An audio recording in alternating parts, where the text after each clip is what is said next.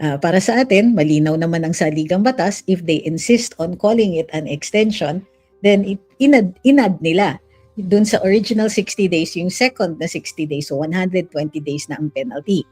What they should have done was finish off, tanggapin na okay, served na yung sentence niya or yung penalty niya the first time around, binasahan dapat siya ng panibago.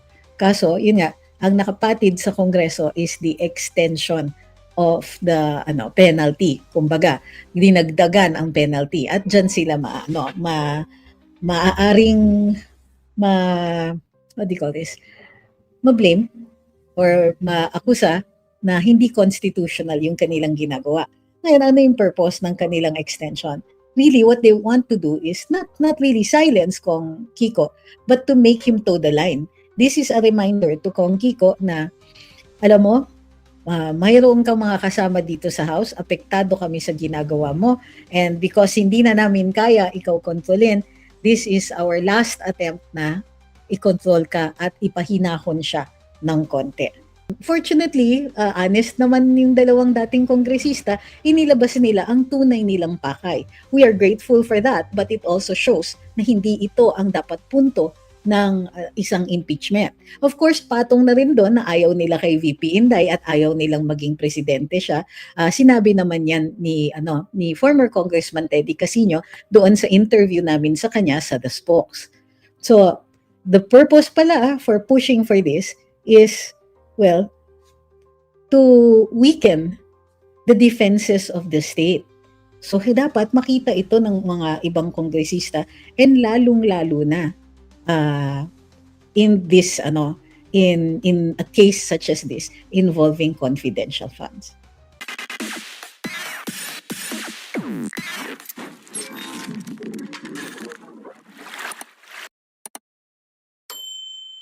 Topic natin po ngayong araw na ito, yung possibility na unconstitutional ang second suspension ni Congressman Kiko Barzaga.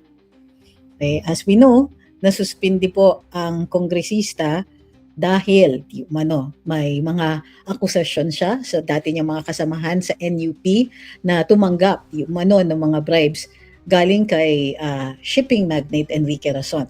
Nag-apologize na si Kong Miao, kumbaga as he is known, kay Mr. Razon for his remarks, pero tuloy pa rin po yung mga kaso. At kasalukuyang kinakasuhan siya ng iba't ibang mga kongresista, mga miyembro ng NUP din. Mayroon din siyang di umano, ang sinasabi ng Kongreso ay mayroon siyang mga remarks tungkol sa yumaong kongresista na si Romeo Ako. At sabi ni Kong Kiko na karapat-dapat yata yung kanyang pagkayao. Nag-defy siya, hindi siya umattend ng mga committee meetings ng Ethics Committee at nag-announce pa siya that he would ignore the summons of the committee. Sinabi pa niyang, expel me if they want, but the Philippine Congress has done nothing but destroy the lives of Filipino people. So, tuloy-tuloy din daw po ang kanyang misconduct kung saan pinarusahan siya for the first time around na for malicious and defamatory content on social media. December 1, 2025 to January 30, 2026. Ibig sabihin, tumutuloy pa rin yung kanyang behavior that was already punished by the first suspension. Anong sinasabi ng saligang batas tungkol sa suspensions ng Senate or House of Representatives? May power to discipline ang bawat kamara, maging Senado o Kamara de Representantes. Sabi sa saligang batas, may punish its members for disorderly conduct. Naman po yun. So lahat po ng penalties na ini-impose ng Committee on Ethics is usually for a charge called disorderly behavior. What falls under disorderly behavior is entirely the discretion of the chamber. So, ang suspension ay hindi pwedeng mag-exceed ng 60 days. Kailangan may boto ng 2/3 ng Kamara para ito ay maipataw doon sa nasasakdal, kumbaga, doon sa kongresista.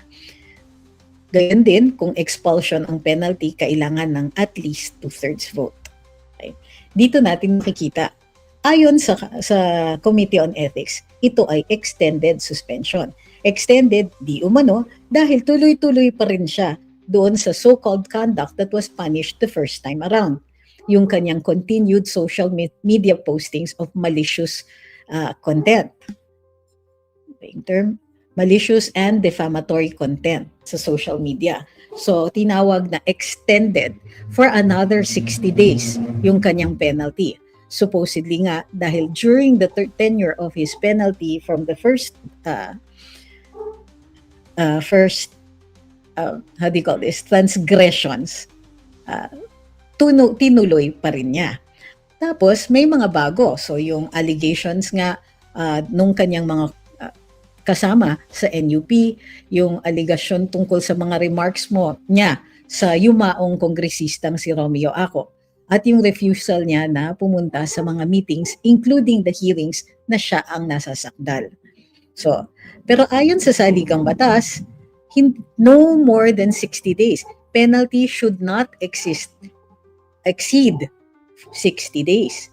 Yung tawag sa kanyang second suspension, imbis na second suspension, ay extended suspension, in which case, it no longer falls under the prescription ng saligang batas na dapat 60 days lang.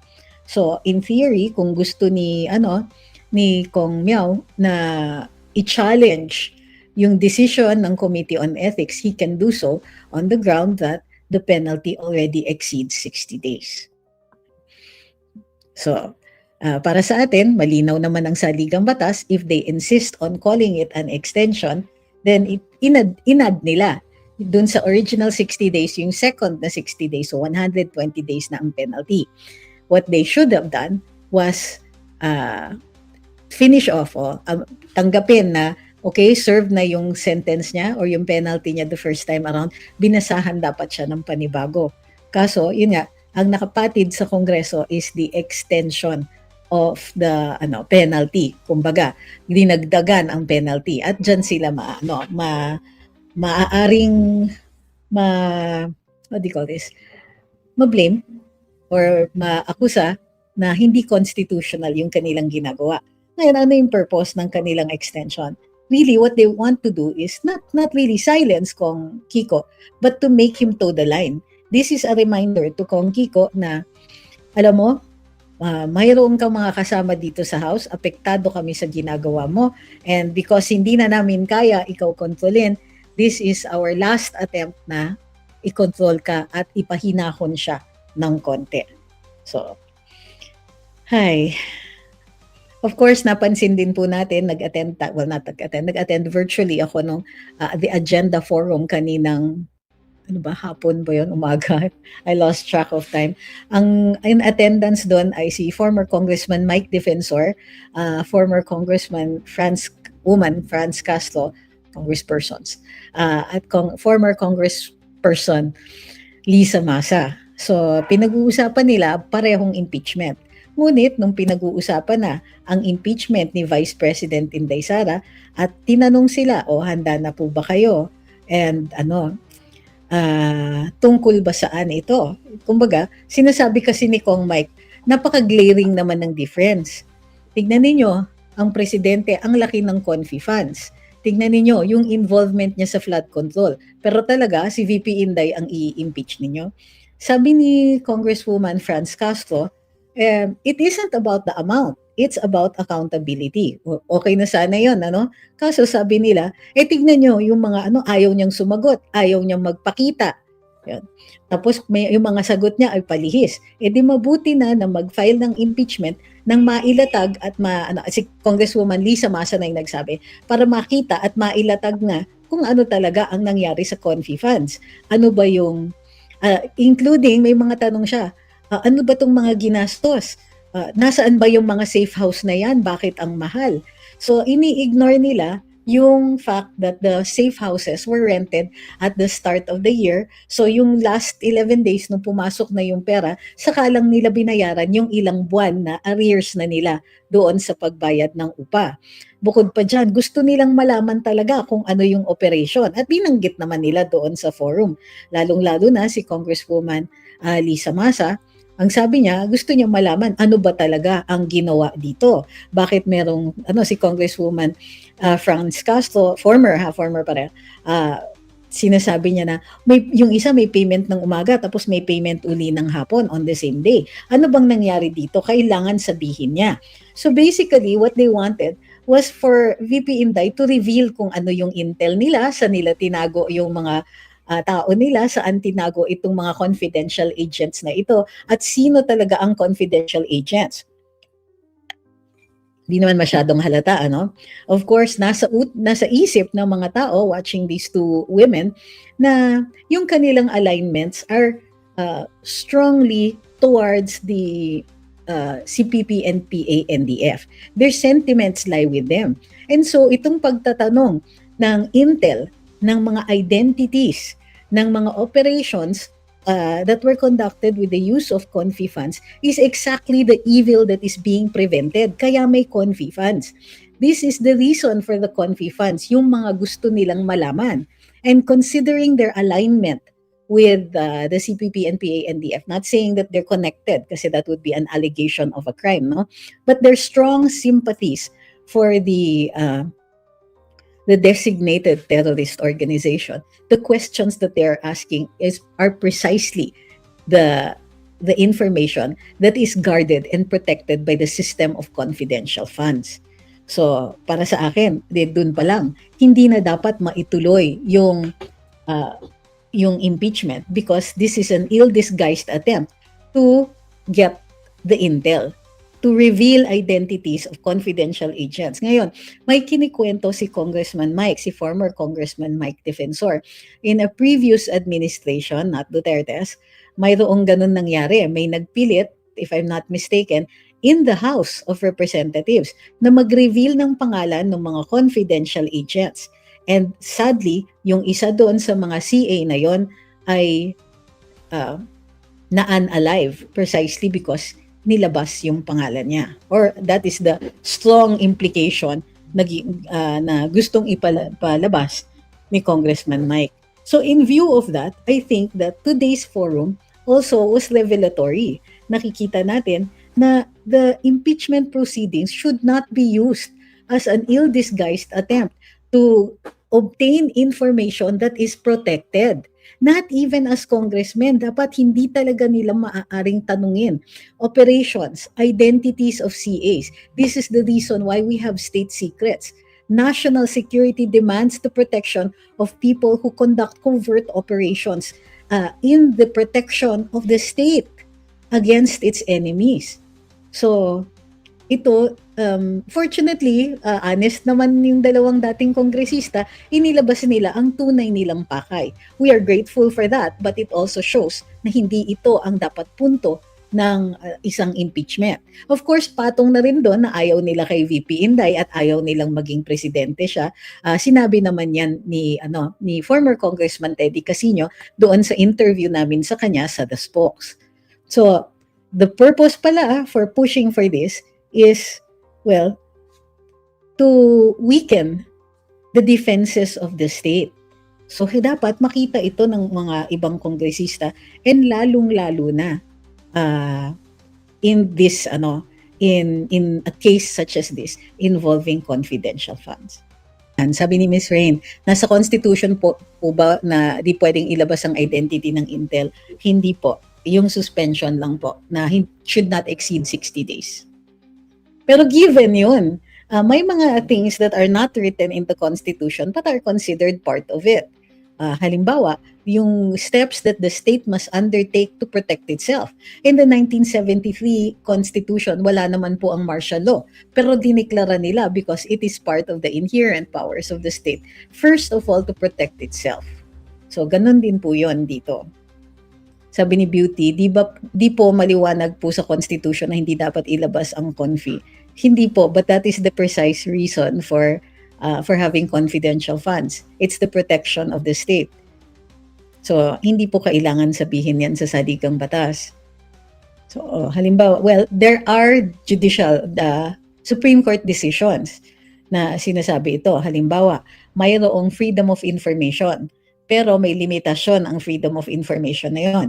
At ang isang impormasyon na nililimita ay yung ang state secrets or when it is about national security, matters concerning national security.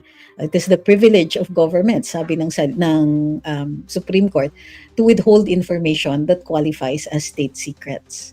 So ano pa? Conversations of the president with his cabinet discussing matters of policy. Pwede yung i-confidential. Diplomatic secrets. Kung ano yung operations, for example, ng ating mga foreign mga DFA, especially when it comes to negotiating or discussing policy with their counterparts abroad. Dahil hindi pa naman polisiya yan, nagdi-discuss pa lang, they must be given a free hand in that discussion. Kailangan they can be free to say whatever it is they want to say in order to get what they want. So, bakit hindi na lang ilabas ang mga nilalaman ng patronage system at ng malaman ng taong bayan? What do you mean by patronage system? So, and if this is going to harm somebody, whether legally or not, then siguro naman you understand why they keep it from us. I think, ganito yan. Tanggapin natin that there are people who do not really think the way we do. That some people believe they are above the law.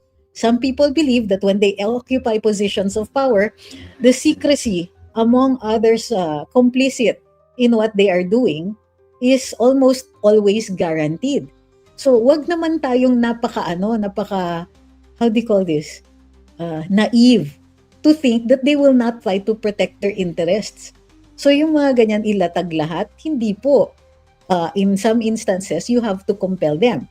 But the compulsion will not lie if it is for certain things like state secrets, diplomatic talks, etc. Sabi ni Strictly, in case gamitin nilang reason yung hindi pag-name ng names ng mga taong pinaggamitan ng CF ni VP para ma-oust siya, is that something that the Supreme Court can actually fight against? Wait, first of all, never think of the Supreme Court as fighting. It is an arbiter. They are justices. They are judges. They do not join the fight. They decide cases. Okay? Sometimes, they use strong language. But that is because they must protect the Constitution. But do not think that the Supreme Court fights. No, they decide. Okay, that's why nagkakagulo yung mga tao. Can't the Supreme Court do something? No, they have to decide on cases that are brought before them.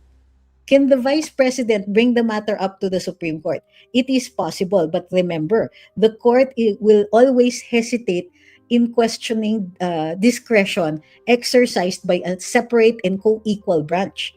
So, unless very clear yan sa saligang batas o very clear yung na-violate na doktrina. Okay. So, may nagtatanong, what are confidential funds? Okay. There are two kinds of funds that are given to state agencies that are covert in principle, that are covert, meaning iba yung kanilang pag-liquidate ng expenses. There are intelligence funds and there are confidential funds. Confidential funds are authorized for government agencies with mandates related to national for pag CF, yung mandate nila hindi sa national security, sa Intel yon. So Intel funds are used for those agencies na ang mandato nila national security. So AFP, because they have intel gathering, they have issues of national security, peace and order, etc. So on confidential funds are for those agencies that are not directly involved in national security, peace and order, etc., but must also concern themselves with similar issues. Halimbawa, with the DepEd, the use of confidential funds was to help thwart the recruitment of senior high school students by designated terror groups, such as but not limited to the CPP, NPA, and DF, among others. So, saan siya pwedeng gamitin? Ayon sa JMC 2015-01, teka kunin ko yung original. JMC. Guidelines on the entitlement, release, use, reporting, and audit of confidential and/or intelligence funds. Ilalagay ko dito sa screen sa kabila. Okay. Ayan, I hope nakikita. Para dun sa mga nanonood sa TikTok, panandalian, pwede kayong lumipat doon sa Facebook, YouTube, or Rumble namin. Makikita ninyo yung memorandum circular. 2015-01. This is the joint memorandum circular of COA, DBM, DILG, Governance Commission for GOCCs, and DND.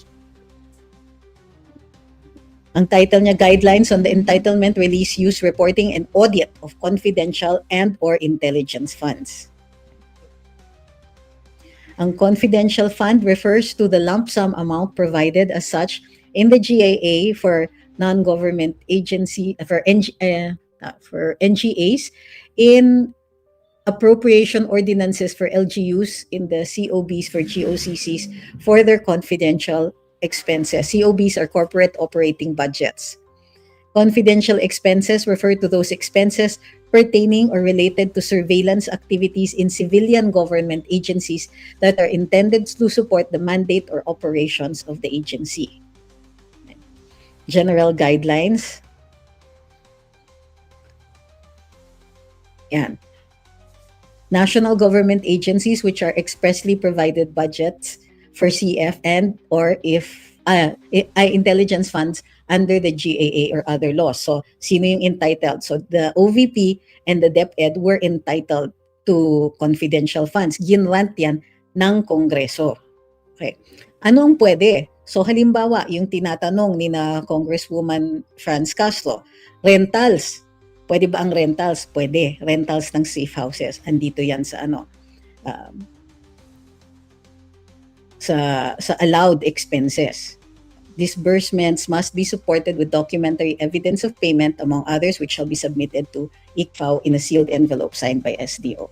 So yun po, those are confidential funds, confidential expenses, and etc.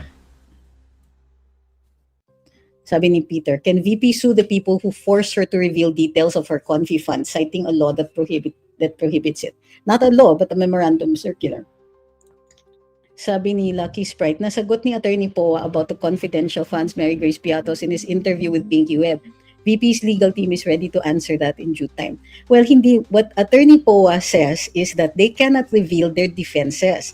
So it's really pointless to ask them about that. But what we can do is look at what the rules say. O, kung allowed ba ito o hindi.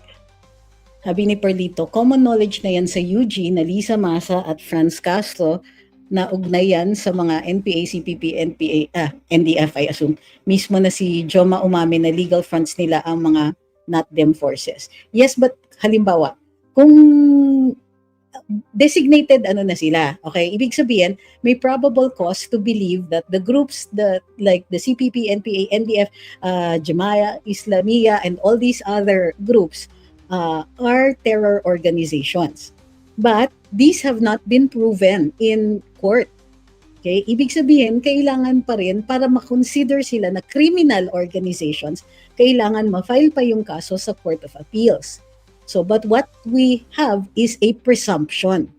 So, hindi natin magagamit yan as evidence. Kaya, kahit and because of the constitutional guarantee that we must presume every person to be innocent until proven otherwise, hindi natin pwedeng tawagin ng mga kriminal ang mga miyembro not the members posible kasi may presumption.